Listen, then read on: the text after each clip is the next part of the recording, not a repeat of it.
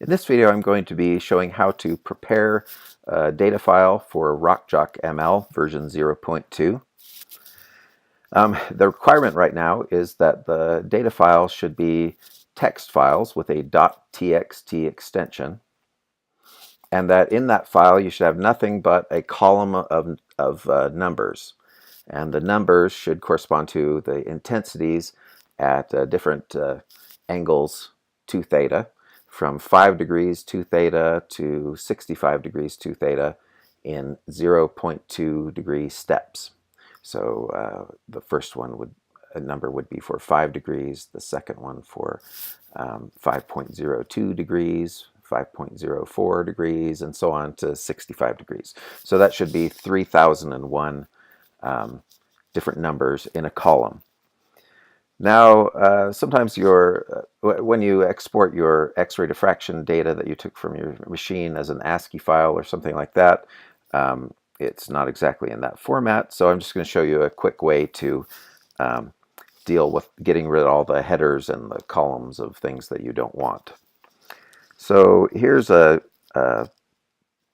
text file that I exported from an X-ray diffractometer that I'm going to drag over to Microsoft Excel. So it's going to pop up, and you can see it has a bunch of headers here, and then it has the data. The first column is just the degrees to theta, the second one is the counts per second, and the third one is an error estimate. In any case, I don't want all the headers, I don't want this first column, and I don't want this third column.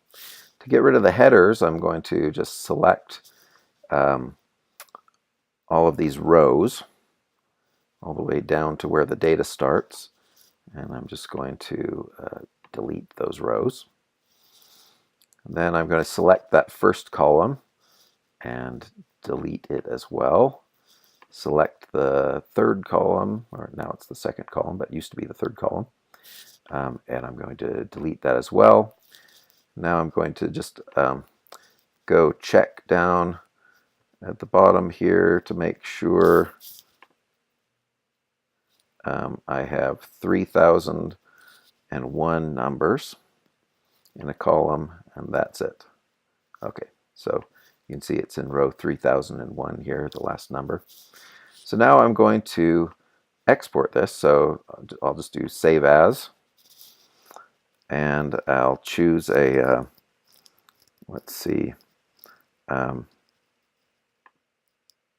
something here, tab delimited text is just fine. I'm going to change the name to 4A, and I'm going to go over here to where I have some properly formatted data, and I'm going to save it right there. And it's a warning that it won't have all the fancy Excel features in the file because it's just a text file. So I'm going to say continue because that's what I want. And then I'll quit out of Excel.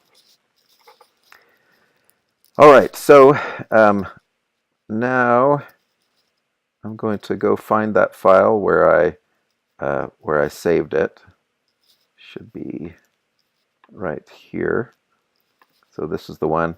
I'm going to pull it open in this text editor, and you can see it's in the proper format right now with 3001 rows and one column of just numbers.